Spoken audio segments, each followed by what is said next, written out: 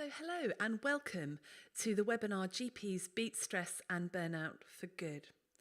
I'm Rachel Morris and this is another recording of a webinar which we gave on Wednesday the 5th of December.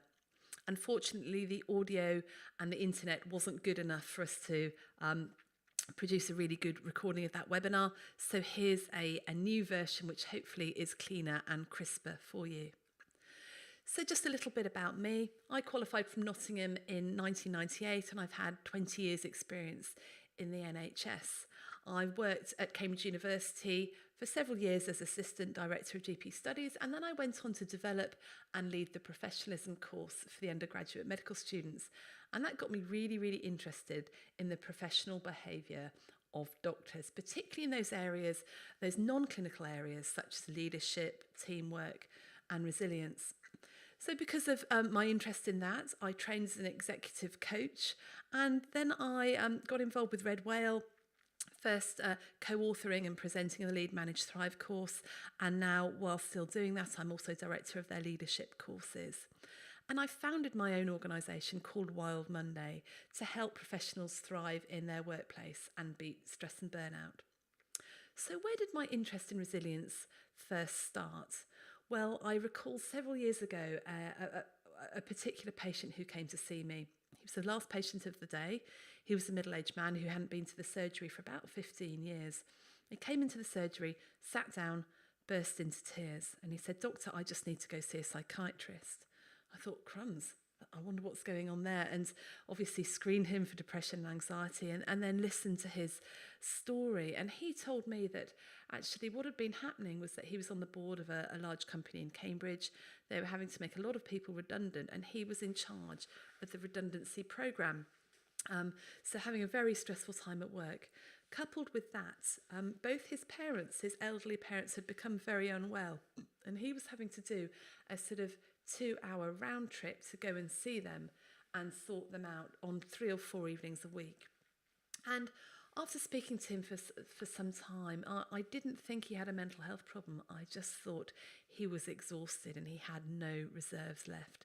And rather than seeing a psychiatrist, I thought he probably needed some help in making the changes in his life that were going to give him back his energy and enable him to thrive. But then it just struck me how close I was to feeling like that too. And I looked around at my colleagues and saw them struggling as well and thought, you know what?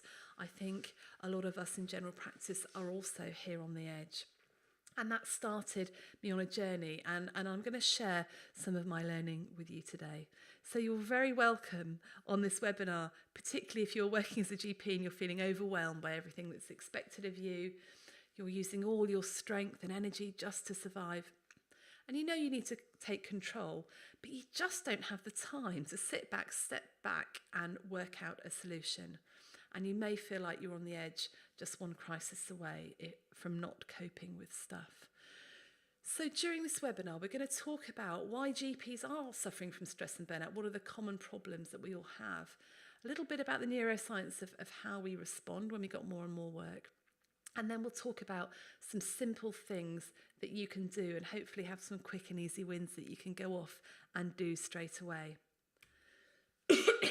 There are some resources available to you. So I'm going to make available a free tool to rate your own well-being and assess where you are.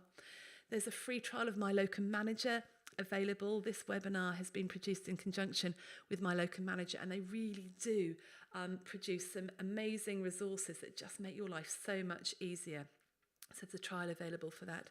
There's also going to be an exclusive discount for a brand new online course that I have developed to help walk you through some of this stuff step by step. And we're making the PDF of the handouts of the slides available to you, and you're watching the recording, which is available as well. So I have a confession to make.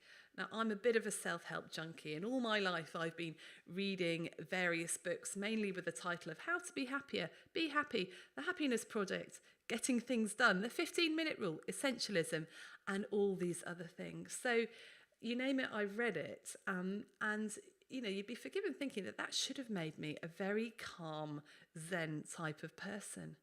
But that wasn't so. I was miserable, and this came to a head in, I think, New Year 2014, when the Big Ben had chimed for midnight, and I turned to my sister and I said, well, what are your New Year's resolutions? And she looked at me and she said, well, I don't have any, but Rachel, yours should be to get a new job. And I hadn't realised how miserable, stressed and disillusioned I was really. And I really felt like a hamster on a wheel. And I know some of you also feel like that I was running very, very hard just to stay still.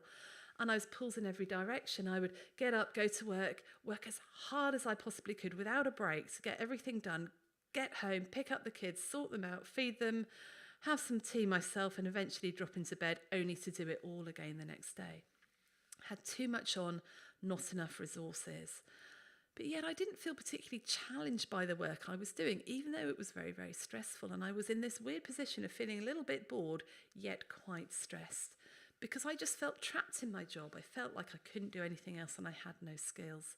And this hamster wheel kept me so busy, I had no time to keep up to date or think about my own career or develop myself. And I think I was just emotionally exhausted, and like my patient, running on empty. All these things drained my energy and I felt like I had nothing to give. I realised something had to change, so I started on a journey. I took a step back and looked at my life and my career and took steps which have enabled me to be in a position where I love what I do. I'm focused and actually I'm better at it. So I'm going to share with you some of the steps I took to get me from disillusioned and miserable to thriving and excited by my work, and I'll share some tools that have helped me.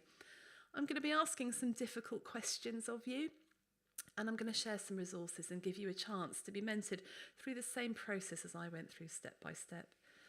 So let's start by having a look at what's actually going on in primary care. So we all know the demand is going up. The population is getting older and the demand's gone up by more than 20%. Now, the number of GPs and nurses has not increased accordingly.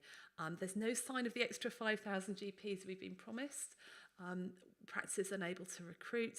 They really need to think of new ways of working because we're asked to do more and more with fewer staff. And in a BJGP study in 2016, the conclusion was that the main reason that GPs under the age of 50 were leaving the NHS was the impact of their jobs on their own well-being. And a really depressing statistic from the BMA sessional GP survey is that 52% of all sessional GPs have reported feeling unwell due to work-related stress in the last 12 months. And that was from 2017, so I dread to think what that's been like now in 2018. So what are the main problems that GPs have been telling me about? Well, these are quotes, and I have permission to use these, but they really do sum up some of the issues of workload. The workload has increased. The hospital's been shifting stuff onto us. We've got problems with social care. The population's getting more elderly, and the patient's expectations of what we can do are completely unrealistic sometimes. And as GPs, we just have to deal with everything. And someone said to me, by the end of the day, I'm emotionally battered and using all my strength and mental energy to survive. I'm left clinging to the desk for dear life. We also work in glorious isolation. I regularly used to spend 10 hours in my room. I might come out for 5 or 10 minutes if I was lucky to chat with my colleagues, and coffee breaks were often a thing of the past. So just think, how many minutes do you think you actually spend talking to your colleagues in the day? 5 minutes, 10 minutes, but this is really, really crucial. It's very, very difficult to recognise stress in others or for them to recognise it in you if you're not ever really interacting. And the problem in general practice is that sometimes we maybe blind ourselves to the stress that others are feeling, because if we recognised it, we'd need to do something about it, and that might then increase our own workload and our own stress. And I do find it amazing that as a coach, I get regular supervision where I can talk through issues and really debrief, and it's really, really helpful to me. We don't have that at all in a lot of our work in general practice. And how much better would it be if we were regularly being able to debrief and talk to other people about what was going on? There's a huge lack of resources. The 10-minute consultation I don't think is fit for purpose. And there's this quote, I sit there in consultations thinking I just can't get my head around the amount of pressure in this consultation and the expectations of me that are quite unrealistic. So what happens is we have to get through stuff as quickly as we can. We end up firefighting and we end up feeling that we haven't done a particularly good job. And there's a huge lack of resources around us to support us. Often there's nowhere to refer people to. And often we're dealing with incredibly complicated cases within the consultation. So there's this lack of resources and a lack of feeling of having done a good job. And we have no control often over what's coming in to us. And a quote was, "I don't want to stop being a GP, I just want more control back and the bits that make my life disappear to go. I have all of the responsibility and none of the control." And there is this feeling that our lives are a little bit out of control. And I think it's different for different types of GP. If you're a locum GP, then you often have a lack of control over the workplaces that you're working in. You can choose where you want to work and you can choose when you want to work, but when you're actually there, you don't have any control over the processes going on. If you're a salaried GP, you may feel a lack of control over the workplace, over the working times, the hours, over the leadership within the practice. And if you're a partner, you may feel a lack of control over the future of the practice, over your own future. What if you're the last person standing? Over the way that you're going to get paid and over all the changes that are happening in the NHS. And lack of control is a major factor in stress. And in fact, it's the perception of lack of control that seems to be the major factor in stress rather than the actual lack of control. So let's have a little think about workplace stress and what happens when we work harder and harder. Well, when the work grows more and more and more, our tendency is to work harder and harder. And this is the Yerkes-Dodson curve. And this shows us basically that human beings need a little bit of pressure to perform. So I need some deadlines to make me do anything. And as the pressure builds, so does our performance. But you get to this point where you're at your peak performance. Now, I think some of us think that if we just have more and more pressure, our performance will get higher and higher, but it's not like that. At a certain point, our performance starts to drop off and we get to a point where the pressure's just too much and our performance starts to go down. And then further on, we're really not performing well and we may become very ill because of it. So I just want you to pause and think, actually, where are you on the curve? Are you at point 1 where you're a bit bored? Point 2, peak performance. 3, pressure's starting to get too much. Or 4, you're starting to become ill. And I've asked people in numerous organisations to self-rate, and I've asked people on courses to self-rate, and often people say they think they and most of their colleagues are in area 3 where their performance is starting to suffer. And there's no wonder, because under chronic stress, our brains don't work as well. Under increased cortisol, our prefrontal cortexes stop functioning well, and our prefrontal cortex is absolutely vital in making decisions, in impulse control, in laying down memories and retrieving memories. So often when we've got too much on, we just can't focus, we can't retrieve stuff. The other thing that increased cortisol does, it increases the size of our amygdalas, and our amygdala is that threat detection area, which is very, very helpful for when we were living in caves. But unfortunately, in 2018, it's not very well adapted. So we end up having the same response to a difficult email as if we were just about to be eaten by a bear. Now, our threat detection systems would detect when the alpha male was threatening us, when we're just about to be eaten, and also when people didn't like us, because being thrown out of the tribe was really bad, we'd be eaten. So our amygdalas fire up at all sorts of times now. And the problem is, when our amygdalas are firing and we're in our threat response system, we operate out of our fight, flight, or freeze zone, which means that we often operating and not making good decisions. And a colleague of mine who's a mindfulness teacher says to me, "Rachel, you've just got to learn to be more gazelle." I say, "So what do you mean by that?" She said, "Well, when a gazelle is eating grass and a lion comes along, what does it do? Well, it runs off, doesn't it? But when the lion goes, it goes back to eating grass." Now, if that was me, I'd be phoning my friends and going, did you see that lion? And did you see how big its hair was? And what if it comes back and eats my babies at night? And what am I going to do? I'd be constantly pre-living and reliving stuff that hadn't actually happened, thus increasing my anxiety and my stress. Now, when we are in this zone, we make bad decisions. And I remember a time when I was on call and my childminder phoned me up at 5 to 6 saying, "You've got to come and get your child urgently. I've got to take another child to hospital." And as you can imagine, at 2 minutes to 6, I got a phone call for an urgent visit. And I got on the phone and I was awful to the patient. I was saying, "What do you expect me to do now? And why should I come out? And this is far too late to be phoning."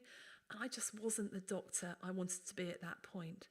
Luckily, I went out, did the visit, admitted the patient to hospital, and I had to apologise because I had been operating out of my fight or flight zone and I hadn't made the good decision. And I'm sure we can all think of times when this is happening to us at work and we're not acting in the way that we would want to be acting because of the stress that we're under.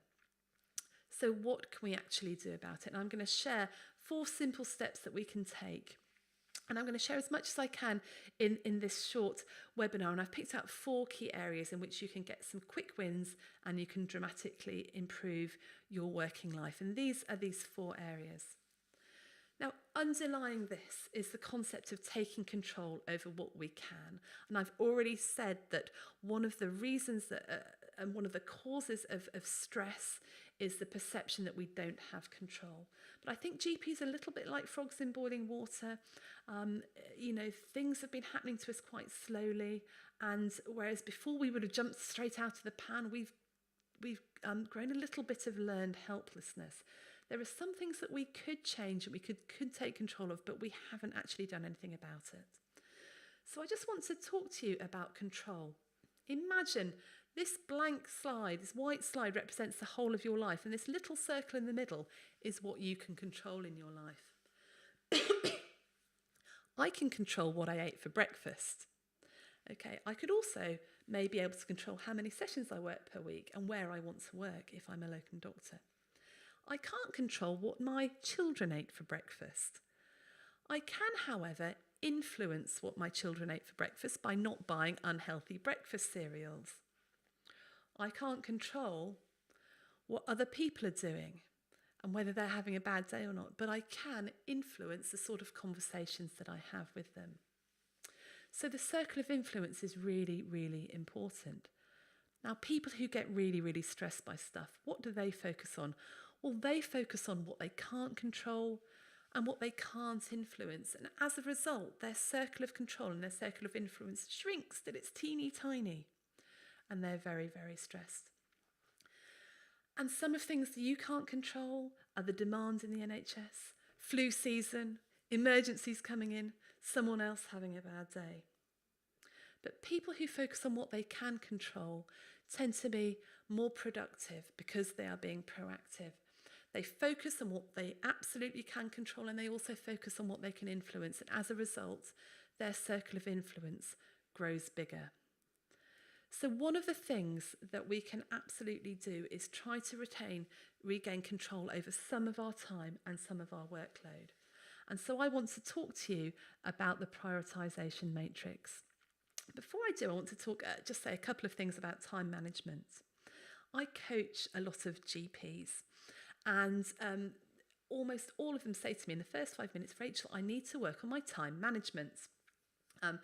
And after talking to them for about 5 minutes, I realised that it's not that they're not efficient enough. The problem is they have too much to do in the time available. And no matter how well they schedule things, they will not be able to get through it all. The second thing about time management is that a lot of the time management techniques that are out there are about scheduling things, about getting things in a good list in your diary and ploughing through. The problem is you might schedule stuff, but then people happen, don't they? That you then have a conversation which takes too long or someone interrupts you about something else. And it's really, really difficult because your schedule is thrown out. So we need another system. And this is where the prioritization matrix is really important. And what it is a simple, urgent, important matrix. We've got urgent and not urgent in the columns and important and not important in the rows. And I would encourage you to get a piece of paper to draw out this matrix and then brainstorm all the things in your day that regularly crop up and put them in each of these quadrants. So you may want to pause this recording and just do this. So how do we use this? Well, let's go through the quadrants one by one. And I've put some suggestions in here. You may or may not agree with the suggestions. That's absolutely fine. This is very individual, but this is just for illustration. So in the urgent quadrant, urgent and important quadrant, you've got clinical emergencies. You've got those things that you've got to do. Childcare emergencies, maybe a tax return that's come urgent. Maybe, like me, you're up till 3 a.m. the night before you've got to submit your appraisal documentation, getting everything together. You've got staff issues, staff emergencies. So these are all the things that you've got to just do now. Let's go round. So what sorts of things do you have in your urgent but not important quadrant? Well, here we've got some patient requests. So some things that may be urgent to them but really aren't urgent to you. And this might be things like letters to housing or reports, or there might be email requests from other parties for information that's not particularly important to you but might be urgent. And a lot of emails seem to include stuff that's urgent but actually is not very important to you. In your not urgent, not important quadrant, you should have things that actually don't really matter. And I have put Facebook, Instagram, maybe sorting out my email inbox. And there are some of those emails where people have just been really lazy and replied to all that just aren't important to you. And finally, in my important but not urgent box, I've put all that stuff that's really important that I often don't get round to doing. So that might be personal development. It might be 360-degree appraisal that's so important. There might be stuff pertaining to training or finances, actually planning my diary, planning my time off, developing my career, networking and catching up with colleagues. I think is important, actually. And what about looking after myself, my well-being and my health? Now, I'm sure that when you did this, there was one box that stood out for you, and that was probably the urgent, important box. And when I first did this, I realised I was using this matrix wrong, because what had happened was most things in my life were in the urgent, important box, and then things I like to do were in the not important and not urgent box. And I realised that actually I'd put things in the wrong box. Most things in my life started off here, and things I like to do should be there. And as we'll see later, the things that are important for your well-being should be in the important box, and often they don't crop up as urgent. So here you see the importance of this box here, the not urgent but important box. And Stephen Covey talks about this a lot in his fantastic book, The 7 Habits of Highly Effective People. I would recommend that as a really great read. And he calls this quadrant 2, and so he talks about quadrant 2 thinking. So how can this help us? How can this help us prioritise our work? Well, there's different things you need to do with the different quadrants. So anything that's in your urgent important box, you just got to do now. It needs to be done. And that will involve a large amount of your work in clinical practice. But by and large, that is scheduled in. When you're on call, you're on call. That's scheduled, and some of the patient admin can be scheduled.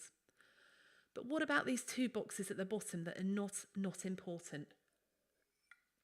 Well, there's some really interesting research.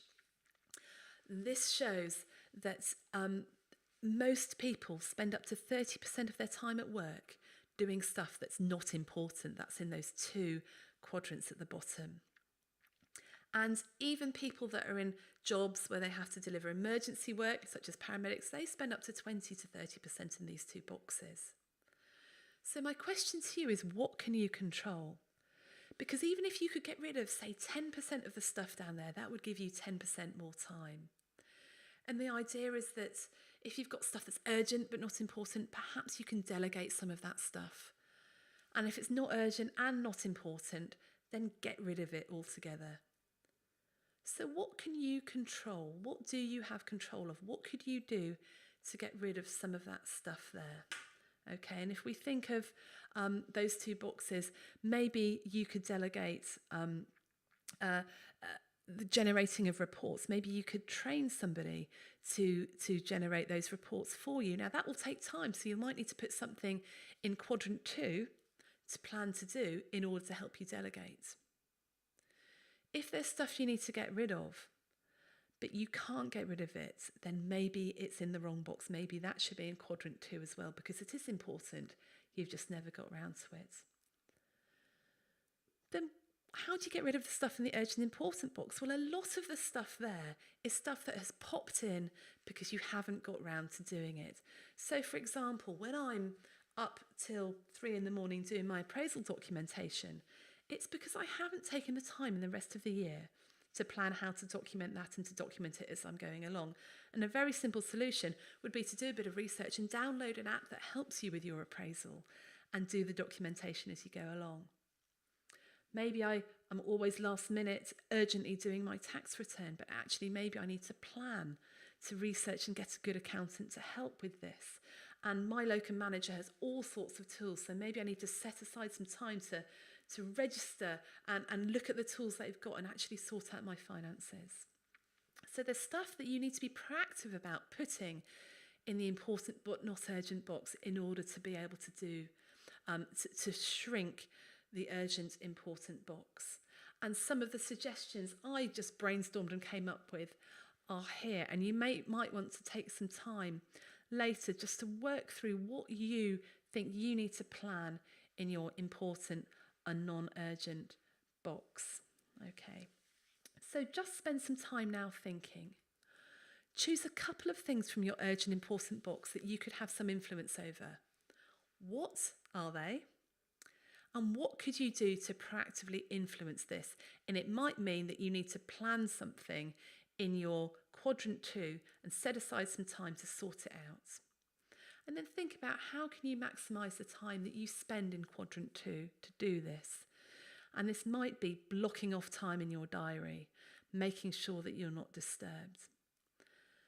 Now, on my online course, we go into this in much greater detail, and there's some other tools that you could use.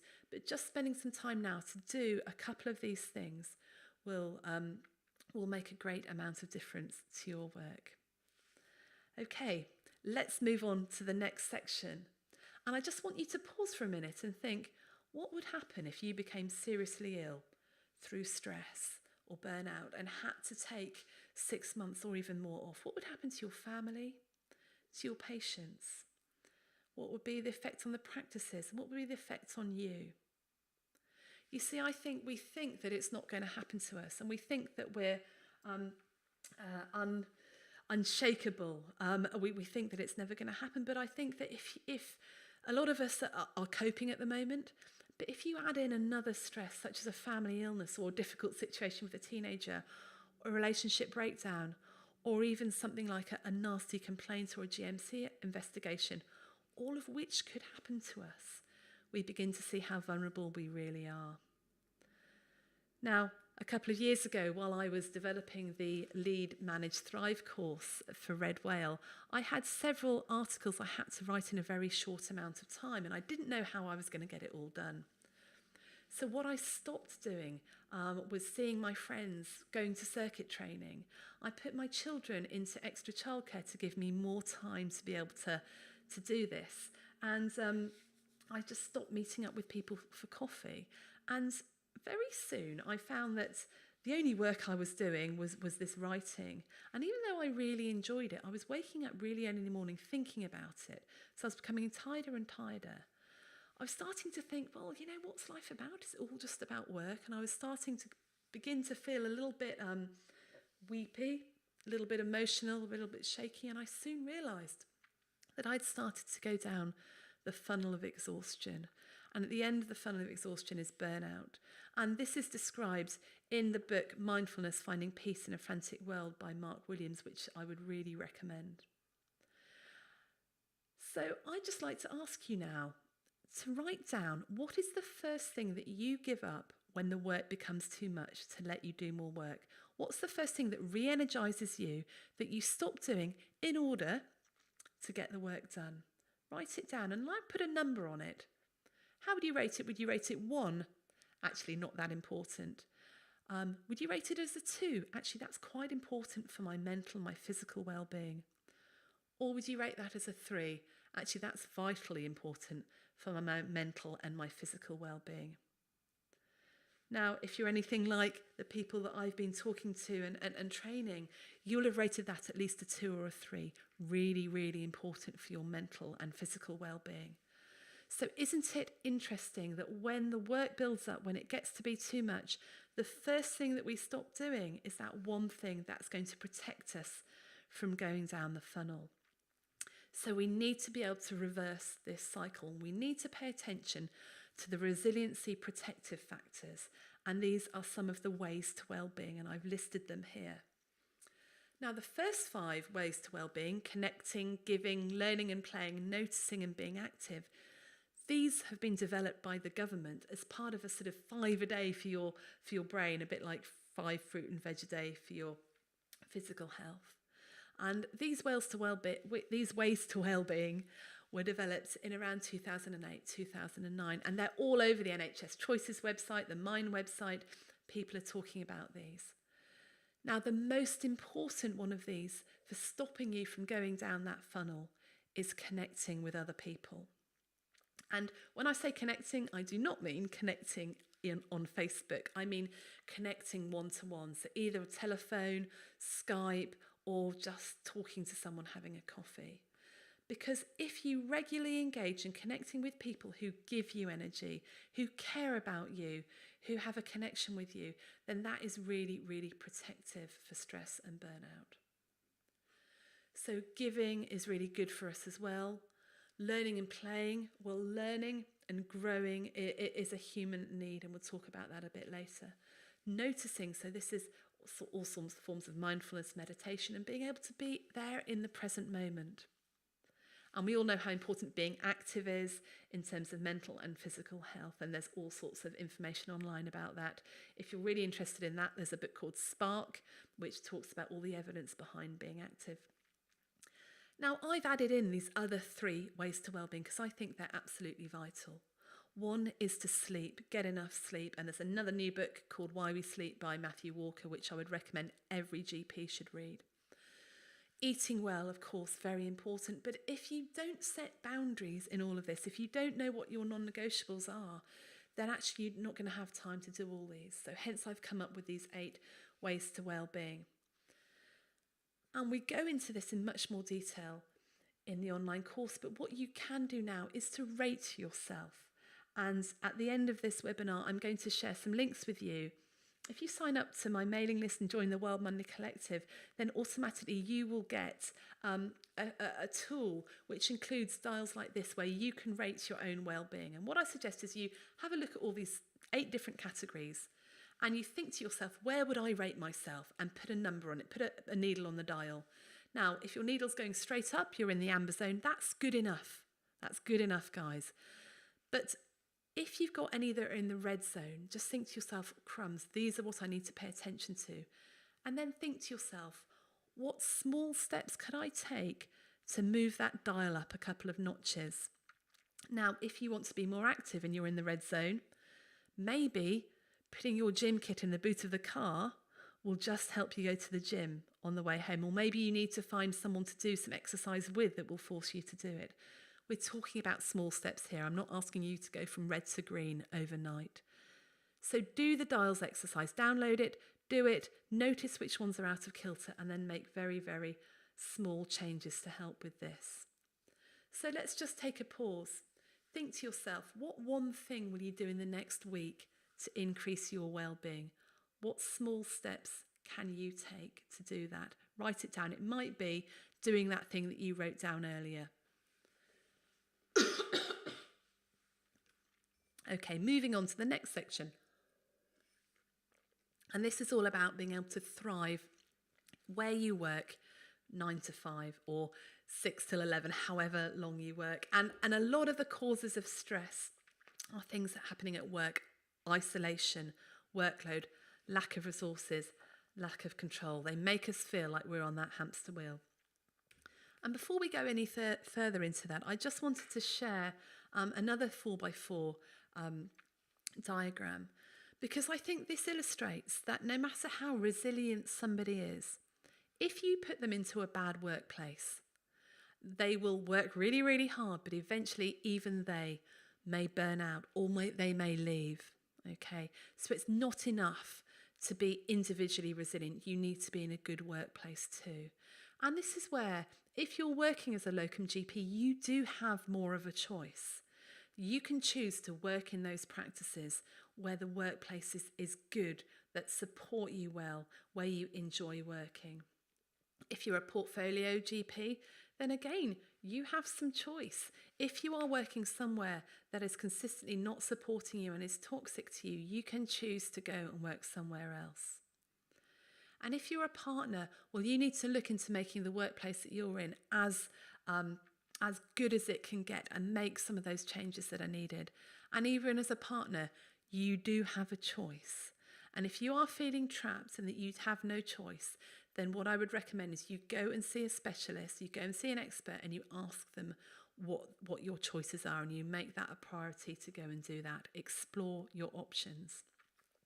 Because this is about controlling what you can control and influencing what you can influence. So I'm going to give you a couple of tips that have really helped me. And the first one is to keep a simple stress list. So I realised a few weeks ago that there were things on my mind that were making me feel really stressed at work that I just hadn't got around to sorting. Now, for me at the moment, top of my list is intellectual property and copyright. I'm not sure that'll be a problem for most of you, but on my list is to go and see a lawyer. So I have booked an appointment and I'm going to go and chat with someone about it. What's stressing you out at the moment? Are there some workplace issues? Do you need to book a meeting to go and talk to someone about it? Are you feeling really isolated? Do you need to just email a couple of friends, organise a night out and talk through some cases or talk through some cases? Do you need to go and get a good accountant, sort your finances out? Do you need to download the appraisal toolkit app, sort that out? Have you got a dodgy mole, or is there a health issue you're worried about? Book an appointment and go and see your own GP. Look after yourself. Get the help that you need, whether that's a physio, whether that's personal training, a lawyer, or a tax advisor. So make a list of what's on your stress list and take small steps to go sort that out. Now, there are some free resources available with a My Locum Manager free trial, and there's a Locum Survival Guide, which is absolutely brilliant. It's got all sorts of things in, so I would recommend having a look at that. All sorts of things that will save you time and solve some of those things on the stress list. And there's also, on the My Locum Manager site, an expenses claim list that tells you everything that you can claim as a locum GP. So I would really encourage you to go and do that, and that might be very helpful. So how else can you start to thrive at work? Well, think about actually what you can control, again, what you can influence. What are your non-negotiables? Do you take regular breaks? Could you ask some colleagues and instigate a 10-minute coffee break? And maybe you could kick that off by bringing in donuts or a healthy snack. How do you structure your surgery? Do you give yourself enough catch-up slots in there? How many sessions will you work? When are you going to go home? Do you have a lunch break? Etc, etc. And what I suggest is that you work through this list in your own time, and you might also have some other questions you might want to ask yourself. Because it's really important to focus on the things that you can do. You might think to yourself, actually, I need to get outside for 20 minutes at lunchtime. So find a colleague, have a walking meeting to the local deli, buy yourself a nice sandwich and walk back. And I think you might find that you're much more productive in the afternoon. So think about what 3 things you could do to improve your working day. Are there any quick wins that you could take control of, and you could do?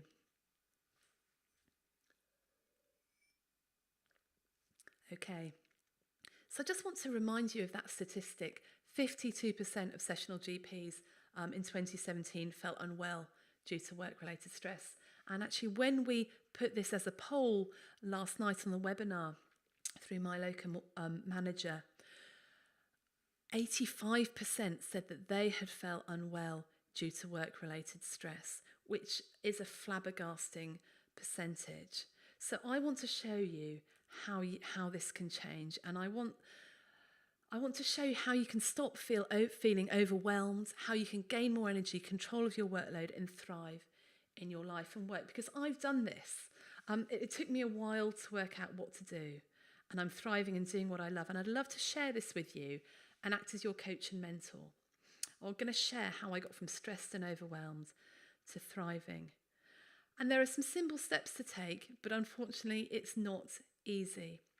And it's not really enough just to listen to this webinar. You need to make it work for you. Now, nothing I'm telling you is really rocket science. When I talk about resilience, when I do it at the Lead, Manage, Thrive Red Whale course, it gets rated very highly. And I'm always quite surprised because as GPs, we know a lot of this stuff. It's not new. There's lots of useful advice out there. And obviously the advice I'm giving here, I hope is well researched and based on science. There's probably, though, 30 to 40 times as many people reading about this stuff as actually doing it, just like me when I was reading all my self-help books. You need to plan this and put it into action. It's a bit like going on a diet. It's great to be reading about it and to thinking what you're going to do, but actually unless you have a plan, unless you have a support, you have people cheering you on, and some accountability, you're more than likely to fail. So this is why Serena and the team at my Locum Manager have provided all the resources you need to make a portfolio career as stress-free as they can, and this is why I've developed some resources to help you. So I've cracked this, and what I do now is I help GPs and I help professionals in high-stress jobs begin to thrive in their life and work again. So what did I do? I didn't do this on my own. I got help. I got some coaching and started on a journey, and I took some risks and got some peer support. And I've spoken to many GPs about their experiences and coached GPs through this, and that's why I've developed an online course to walk you through this step by step. So you'll massively increase your chances of success in this if you do the following things. Follow a program. It will work. People who follow a system get results. Like a diet, you need to stick to a system. You need a scheduled time and a date and a place for this to happen. So I've developed 4 online modules developed in the form of webinars that are going to happen weekly. You also need peer support because there's so much expertise out there already. You need to be able to share things that are bugging you or blocking you and resources, and know that there's other people out there cheering you on. So there's a Facebook group to support you. Now, behaviour change is really difficult. I got further in 6 months having to one-to-one coaching than I would have done in 3 years. So because I know this is such an effective way of changing, I've included a one-to-one coaching session and within this course, which we can do via Skype or Zoom or the telephone mid-course. And I can't overemphasise how helpful coaching is in helping you change your behaviours. And I'm going to offer email support throughout the course as well, so you can just drop me a line.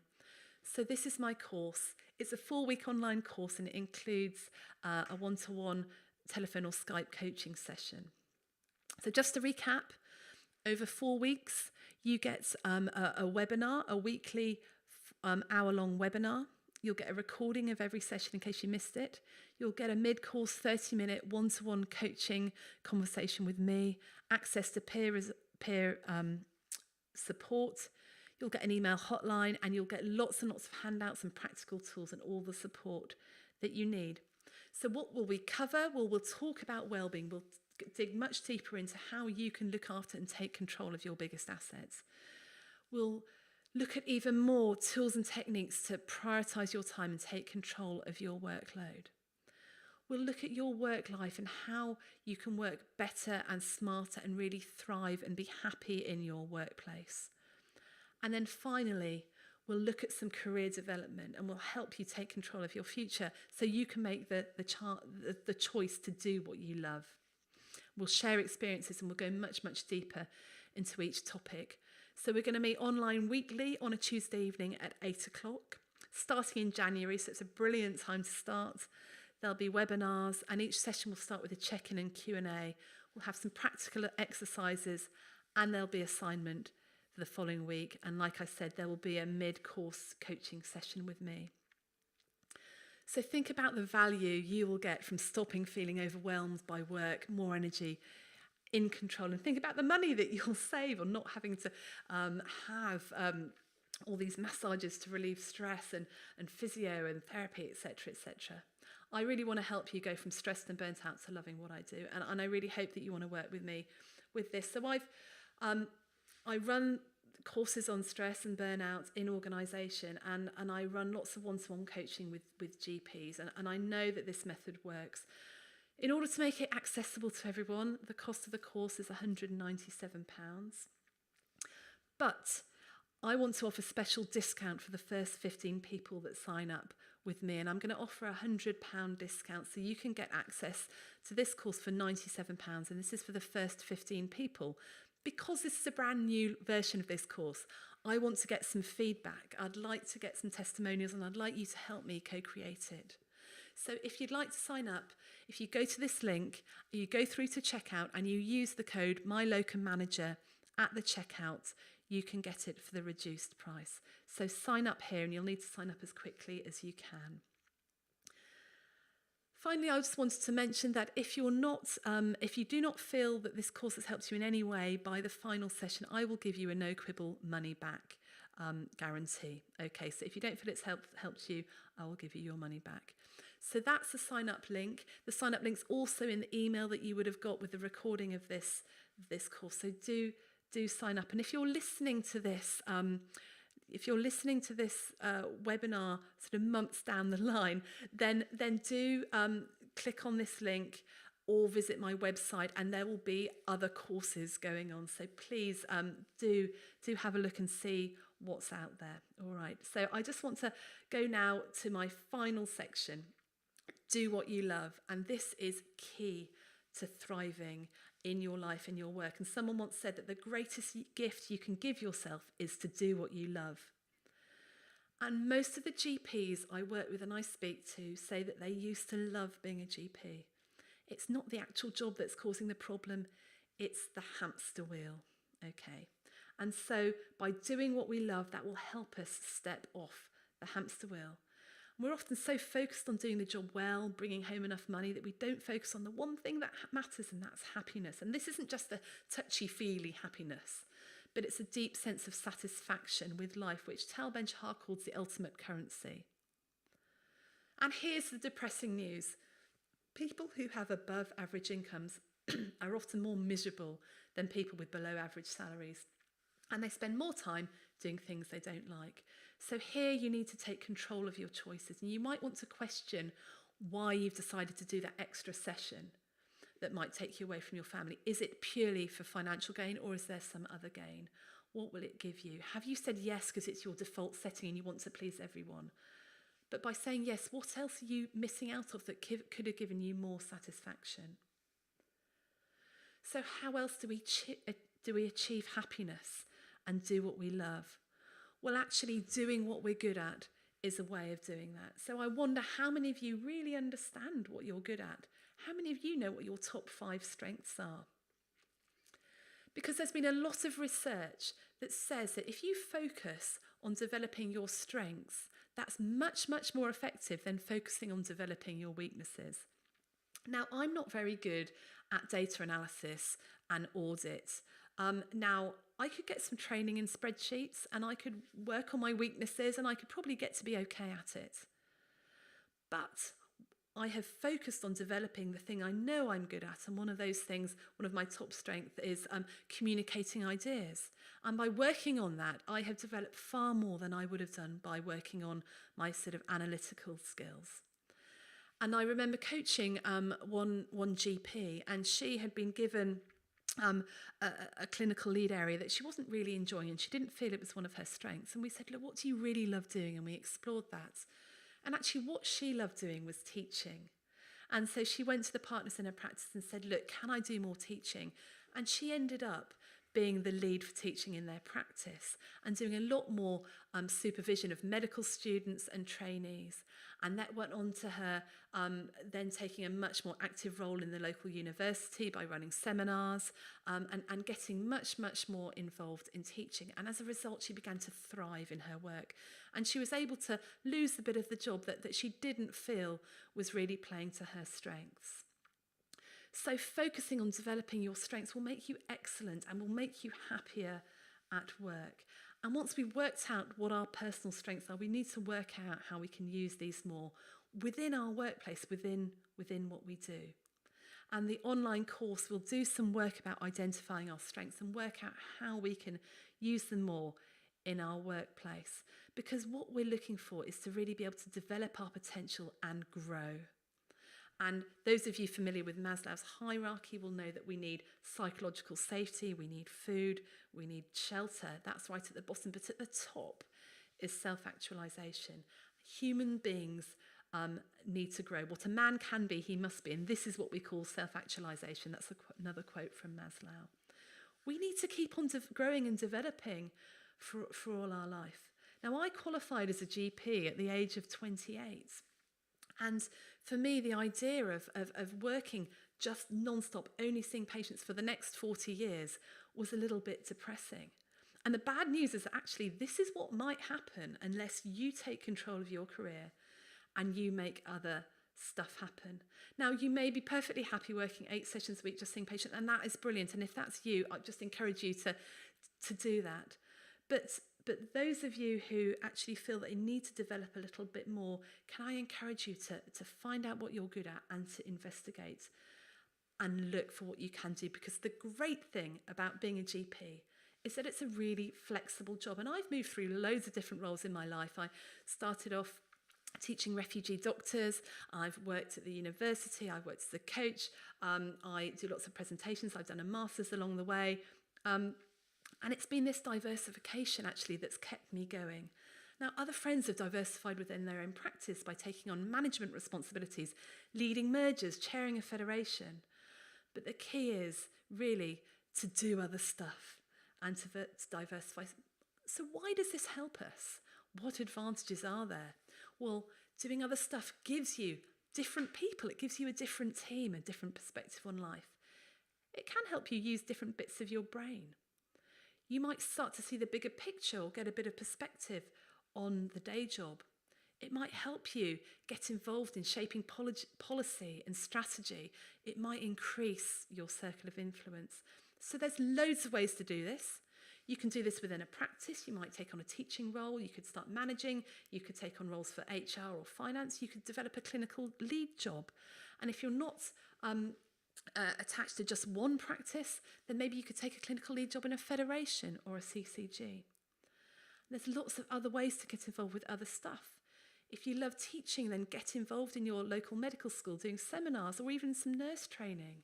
Get involved in the VTS scheme or other university courses or charities. If you love developing services, you could get involved with the CCG or the local LMC or the RCGP. You could train as a mentor or coach in your work in your local region or work as a gypsy in a specific clinic. You could run a local peer group network. And of course, there's always room for volunteering outside of work, setting up your own charity, or founding your own business, or becoming an MP. You name it. There's all sorts of stuff out there. And yes, this might take you away from a session or two of doing general practice. But if it means that you feel happier, more satisfied, more fulfilled and able to do the day job, and it stops you from leaving and it stops you from burning out, then I would say it's worth it. Now, these opportunities, they don't just fall into your lap. Often you need to create them for yourself. So in the online course, we're going to be spending some time thinking about how to work out what you love doing. What does the world need? What are you really passionate about? And then we'll identify and create opportunities for you to do that. We'll work out how you can explore your network and work to your strengths. Now, one quick and easy thing you can do today is to identify somebody else who's doing something interesting that you may be interested in or working in an area that you have a bit of an interest in. So why don't you connect with them, send them an email, ask them if you can take them out to coffee and pick their brains about what they do. Just fact-finding at this point, and at the end say to them, is there anyone else I could talk to that might be interesting for me? You'll be amazed at the things that you learn and then the opportunities that open up for you. So what first step can you take in your journey today to move forward into doing what you love? What conversations do you need to have with someone in the practice? Who could you take out for a coffee? So think about that and write that down. So these are 4 things, 4 areas in which I think GPs can take a little bit more control and get some quick wins. So I've got so many more things to share with you. I'd love you to sign up for an online course and access the resources that we've got available for you. And please, please, please pass this on to anybody that you think might be interested or you think needs some help with all this. I passionately believe that the NHS needs healthy, engaged, happy GPs for all our good. But you've got to take responsibility for your own destiny, for your workload in your life, otherwise somebody else will. You don't need to settle for the hamster wheel. You can love what you do and you can thrive in your work and your life. So if you want some more of those resources, you can go to my Locum manager, register for their free trial and access all of that stuff. Please join the World Money Collective. That's my mailing list. You'll get the Dials rating Wellbeing tool. And also I'll be able to send you details about courses, about exclusive events, about GP-specific events I'm hoping to run next year. And sign up for my course, please do. Here's the link here. Pass the details to anyone you know who might be interested in that, and I really look forward to working with you. And if you have any questions for me, please drop me an email at rachel@wildmoney.co.uk, or you can get in touch with me through my website. So it's been really good to be able to share this stuff with you. I hope you found it helpful. Please get in touch with me and keep an eye out for more webinars that I hope to be able to do. Thank you so much.